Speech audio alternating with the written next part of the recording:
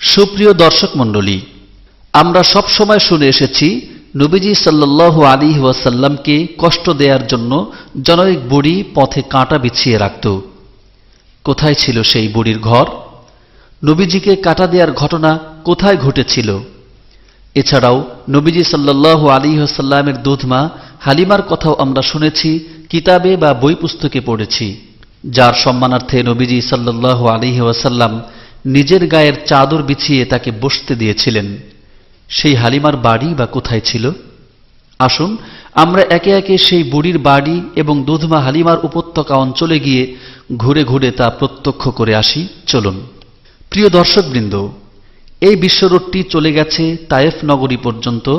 মক্কা থেকে তায়েফের দূরত্ব হল 100 কিলোমিটার। সেই তায়েফ জুড়ে রয়েছে নবীজি সাল্লাল্লাহু আলাইহি ওয়াসাল্লামের বিভিন্ন সময়ের হাজারো স্মৃতি। তায়েফেরই একটি অঞ্চলে সেই মহিলার বাড়ি রয়েছে যে মহিলা নবীজি সাল্লাল্লাহু আলাইহি ওয়াসাল্লামের পথে কাঁটা বিছিয়ে রাখত। তায়েফ থেকে আরো 60 কিলোমিটার দূরে রয়েছে আরেকটি উপত্যকা, সেটাকে ওয়াদিয়ে হালিমা বলা হয়। সেখানেই রয়েছে হালিমা সাদিয়া রাদিয়াল্লাহু তাআলা আনহার বাড়ি। এই বিশ্বরুট আঁকাবাঁকা হয়ে অনেক বড় পাহাড়ের উপর দিয়ে তায়েফে গিয়ে পৌঁছেছে, কারণ তায়েফ যেতে হলে সেই বড় পাহাড়টি পার হয়েই যেতে হয়। দেখুন কিভাবে ঘুরিয়ে ঘুরিয়ে রাস্তাকে পাহাড়ের উচ্চতায় পৌঁছানো হয়েছে। তাই গাড়ি কখনো উপর দিকে আবার কখনো নিচের দিকে ওঠানামা করার মাধ্যমে পাহাড়টি পার হতে হয়। মাঝে এক জায়গায় দেখা যায় এভাবে বৈদ্যুতিক ক্যারিয়ারের মাধ্যমে মানুষ পাহাড়ে ওঠানামা করছে। নবীজি সাল্লাল্লাহু আলাইহি ওয়াসাল্লাম সেই 1400 বছর আগের দুর্গম পথ পাড়ি দিয়ে শুধু দ্বীনের দাওয়াত দেওয়ার জন্য তায়েফে এসে পৌঁছেছিলেন। মক্কা থেকে তায়েফের উচ্চতা আরো 7000 ফিট বেশি, তাই পাহাড় ডিঙ্গিয়েই তায়েফ শহরে পৌঁছতে হয়। এই সাইনবোর্ডের নিচ থেকেই তায়েফ সীমানা শুরু। দর্শক মণ্ডলী, 2008 সালের কথা বলছি। জুন মাসের প্রচণ্ড খরতাপে মক্কায় যখন 41 ডিগ্রি তাপমাত্রা দেখে এসেছিলাম, 12টার দিকে তায়েফে এসে পৌঁছে দেখি এক সুন্দর নাতিশীতোষ্ণ পরিবেশ। মাত্র 26 ডিগ্রি সেলসিয়াস তাপমাত্রা। কিছু সবুজের সমারোহ দেখা গেল তায়েফে। তায়েফের প্রকৃতি রুক্ষ নয়, বেশ স্বাচ্ছন্দ্যময় নগরী। মাঝে মাঝে বৃষ্টিপাত হয় এখানে। তায়েফ শহরের এক পার্শ্বে দেখা যাচ্ছে পুরনো একটি ছোট্ট মসজিদ। এটাকে মসজিদে আলী বা আদালতে আলী বলা হয়। এখানেই ছিল হযরত আলী রাদিয়াল্লাহু তাআলা আনহুর বিচারালয়। এখানে বসেই তিনি বিচার কার্য পরিচালনা করতেন। এখানে এসে নবীজি সাল্লাল্লাহু আলাইহি ওয়াসাল্লাম নামাজও পড়েছিলেন। এজন্য এটাকে মসজিদে আলীও বলা হয়। আব্বাসীয় খলিফাদের আমলে এটাকে কিছু সংস্কার করা হলেও এটা রয়ে গেছে সেই আগের মতোই। এখন অবশ্য মসজিদটি বন্ধ রাখা হয়েছে, কাউকে আর প্রবেশ করতে দেয়া হয় না। মসজিদটির চারপাশে কাঁটাতারের বেষ্টনী দেয়া হয়েছে, ভেতরে প্রবেশের কোনো সুযোগ নেই। এই মসজিদ থেকে একটু পশ্চিম দিকে অগ্রসর হলেই রয়েছে সেই জায়গা যেখানে নবীজি সাল্লাল্লাহু আলাইহি ওয়াসাল্লাম দ্বিতীয়বারের মতো এসে তায়েফবাসী আত্মীয় স্বজনের মাঝে ইসলামের দাওয়াত দিয়েছিলেন। দুধমা হালিমার কাছ থেকে চলে যাবার পর এখানেই তিনি এসে ইসলাম প্রচারে আত্মনিয়োগ করেছিলেন। যে ভবনটি আপনারা দেখছেন, ঠিক এই ভবনের জায়গাতেই যে সাধারণ একটি ঘর ছিল, সেই ঘরে বসবাস শুরু করেছিলেন তিনি। কিন্তু এখানকার লোকেরা তার মায়াময় ডাকে সাড়া দেয়নি, বরং তারা নবীজি সাল্লাল্লাহু আলাইহি ওয়াসাল্লামের উপর অত্যাচার শুরু করে এবং তার পবিত্র মুবারক শরীরে পাথর নিক্ষেপ করে। এই রাস্তাটি আজ রাজপথে পরিণত হয়েছে, কিন্তু এ পথেই আজ থেকে 1400 বছর আগে আমাদের প্রিয় নবীকে পাথর মারা হয়েছিল। কোন পাষাণ রে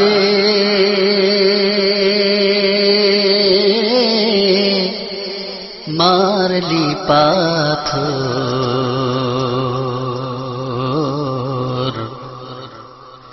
মোর নবীজির খুন বয়ে যায়।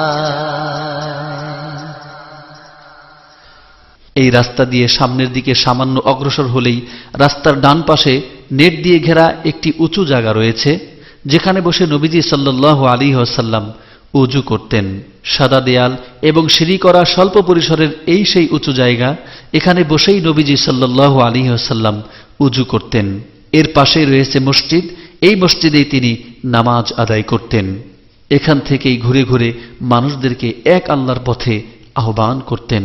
মসজিদের ছাদের দৃশ্য দেখা যাচ্ছে, এভাবে পুরনো অবস্থাতেই সেটাকে রাখা হয়েছে। মসজিদের সাথেই এটা একটি কূপ ছিল, যেখান থেকে নবীজি সাল্লাল্লাহু আলাইহি ওয়াসাল্লাম উজুর জন্য পানি উত্তোলন করতেন। অন্য পাশ থেকে নেট দিয়ে ঘেরা সেই উজুর জায়গাটি দেখা যাচ্ছে। কান্দে আসমান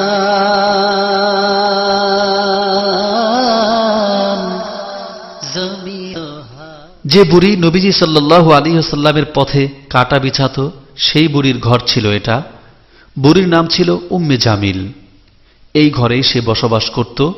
আজ জীর্ণ শীর্ণ ভাঙা বাড়িতে পরিণত হয়েছে এটা। সেই 1400 বছর আগের বাড়ি এটা। এই সেই বুড়ির বড়ই গাছ। এই গাছের বিষাক্ত কাঁটা বুড়ি রাস্তায় পুঁতে রাখত, আর সে কাঁটার আঘাতে নবীজি সাল্লাল্লাহু আলাইহি ওয়াসাল্লামের পা মুবারক জর্জরিত হয়ে যেত। সেই পুরনো গাছটি আজ মরা অবস্থায় দাঁড়িয়ে আছে এখানে স্মৃতির স্মারক হয়ে। একটি পাহাড় দেখতে পাচ্ছেন আপনারা। এই পাহাড়ের চূড়ায় দুটি পাথর রয়েছে। এর একটি পাথর শত্রুরা নবীজিকে হত্যার উদ্দেশ্যে পাহাড়ের উপর থেকে গড়িয়ে দিয়েছিল, সঙ্গে সঙ্গে আরেকটি পাথর পাশ থেকে এসে গড়ানো পাথরকে আটকিয়ে দিয়েছিল। সে পাথর আজ সেই অবস্থায় পাহাড়ের উপর বিদ্যমান রয়েছে। এটাকে বলা হয় নবীজির মুজেজার পাথর। দর্শক মণ্ডলী, এবার চলুন তায়েফ থেকে 60 কিলোমিটার দূরে অবস্থিত ওয়াদিয়ে হালিমায়, অর্থাৎ বিবি হালিমাতু সাদিয়া রাদিয়াল্লাহু তাআলা আনহার বাড়ি। হযরত হালিমা রাদিয়াল্লাহু তাআলা আনহা একটি জন্তুর পিঠে সওয়ার হয়ে নবীজি সাল্লাল্লাহু আলাইহি ওয়াসাল্লামকে নিয়ে এই পথ দিয়েই তার বাড়িতে এসেছিলেন। পাকা রাস্তা থেকে হালিমা রাদিয়াল্লাহু তাআলা আনহার বাড়ি পর্যন্ত কাঁচা রাস্তা। এটা তৈরি করা কোনো রাস্তা নয়, বরং মানুষের যাওয়া আসায় এই রাস্তা এমনিতেই তৈরি হয়ে গেছে। হযরতে হালিমা রাদিয়াল্লাহু তাআলা আনহা বনু সাদ গোত্রের ভাগ্যবতী মহিলা ছিলেন বলে তাকে সাদিয়া বলা হয়। তৎকালীন সময়ে উট, দুম্বা, মেষ, ছাগল, ভেড়া ইত্যাদি লালন পালন করেই আরবের লোকেরা তাদের জীবিকা নির্বাহ করত। সেই সুবাদে হালিমা রাদিয়াল্লাহু তাআলা আনহাও দুম্বা, ছাগল, ভেড়া, গাধা ইত্যাদি লালন পালন করতেন। নিজেই সেগুলোর পরিচর্যা করতেন। সেই কারণে নবীজি সাল্লাল্লাহু আলাইহি ওয়াসাল্লামও হালিমার এই পশুগুলি লালন পালনের ক্ষেত্রে পূর্ণ মাত্রায় অংশগ্রহণ করেছেন। আজ ১৫০০ বছর পরে এখনো সেই উট, দুম্বা আছে। আছে উন্মুক্ত আকাশ, বাতাস, খোলা ময়দান, মরুভূমি। কেবল নেই আমাদের সেই প্রিয় নবী, নেই তার সেই মা হালিমাতু সাদিয়া রাদিয়াল্লাহু আনহা। পৃথিবী জুড়ে ওই সবুজ প্রকৃতিতে দেখি তব ছবি হে রাসূল, বয়ে চলা বাতাসে শুনি তব নাম হে রাসূল। দর্শক বন্ধুরা, এই সেই ঘর, যে ঘরে দুজাহানের সর্দার আমার নবী মুহাম্মদ সাল্লাল্লাহু আলাইহি ওয়াসাল্লাম তার বাল্যকাল কাটিয়েছেন।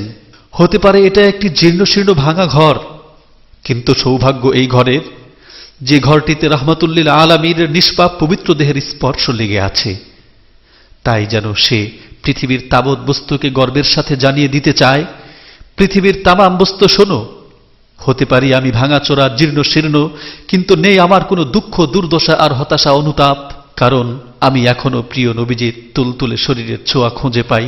সে যে কি সুখের, কি যে আনন্দের, সে আমি তোমাদের বোঝাতে পারবো না। শুধু আমি জানি আমি সুখী। নবীজির শৈশবের স্মৃতির সাক্ষী হয়ে দাঁড়িয়ে থাকা এই সেই হালিমার ঘর। এটা হলো ঘরের দরজা। মহানবী সাল্লাল্লাহু আলাইহি ওয়াসাল্লাম এই দরজা দিয়েই আসা যাওয়া করতেন। এটা হলো ঘরের পিছন দিক। এটা হলো ঘরের ভেতরের অংশ, দরজার ভেতর দিককার চৌকাঠ এটি।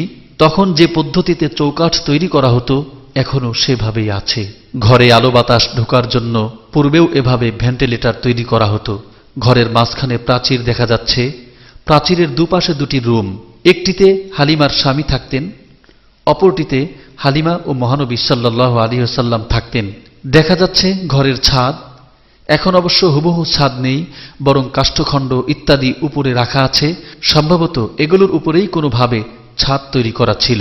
পাহাড়ের চূড়া থেকে পূর্ব দিকে 100 ফুট নিচে এই জায়গাটাতেই নবীজি সাল্লাল্লাহু আলাইহি ওয়াসাল্লামের সিনা চাক বা ওপেন হার্ট সার্জারি হয়েছিল, বাংলায় যাকে বলে বক্ষ বিদারণ। মোট 4 বার বক্ষ বিদারণ হয়েছিল নবীজি সাল্লাল্লাহু আলাইহি ওয়াসাল্লামের। তার মধ্যে প্রথমবার হয়েছিল এখানেই। হালিমাতু সাদিয়া রাদিয়াল্লাহু তাআলা আনহা এই পাহাড়ের পাদদেশে তার বাবার এই ঘরটিতে বসবাস করতেন। এখানেই হালিমার শৈশবকাল কেটেছে।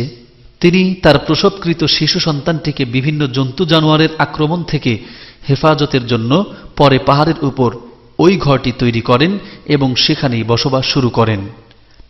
আমরা সকলেই জানি হুজুর সাল্লাল্লাহু আলাইহি সাল্লাম ছাড়াও তার নিজের গর্ভের একজন সন্তান ছিল। পরবর্তীতে দুধ পান করানোর জন্য হুজুর সাল্লাল্লাহু আলাইহি সাল্লামকে তিনি নিয়ে আসেন এবং সকলে মিলে এই ঘরটাতেই বসবাস শুরু করেন। সম্মানিত দর্শক মণ্ডলী, হয়তো আমাদের পক্ষে সুদূর আরবের এই প্রত্যন্ত অঞ্চলে এসে এসব দৃশ্য অবলোকন করা সম্ভব নয়। তাই প্রযুক্তির উপহার এই ক্যামেরার মাধ্যমে সেই দৃশ্যগুলো প্রত্যক্ষ করে হৃদয়ে প্রশান্তির প্রলেপ লাগাতে চেষ্টা করলাম। উদ্দেশ্য, এসব দৃশ্য দেখে যেন হুজুর সাল্লাল্লাহু আলাইহি ওয়াসাল্লামের সাথে মহব্বতের সম্পর্ক আমরা বাড়াতে পারি, মনকে যেন প্রস্তুত করতে পারি হুজুরের সুন্নাহ ও আদর্শ ধারণ করার জন্য। এছাড়া অন্য কোনো উদ্দেশ্য যেন আমাদের মাঝে ক্রিয়াশীল না হয়। সঙ্গত কারণে আরেকটি কথা জানিয়ে রাখি, এ পর্যন্ত যত দৃশ্য আপনারা দেখলেন তার সবগুলিই আমাদের ধারণ করা নয়। যারা এসব দৃশ্য খুব কষ্ট করে ধারণ করে এনে আমাদের পর্যন্ত পৌঁছেছেন তাদের প্রতি আমরা আন্তরিক কৃতজ্ঞতা জ্ঞাপন করছি। দোয়া করি আল্লাহ যেন তাদের জাযায়ে খায়ের দান করেন। কোন পাষাণ রে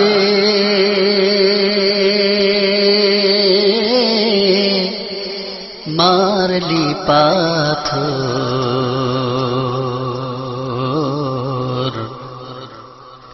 মোর নবীজির খুন বয়ে যায়। কোন পাষাণ রে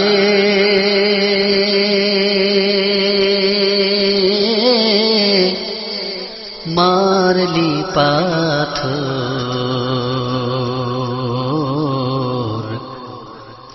মোর নবীজির খুন বয়ে যায়।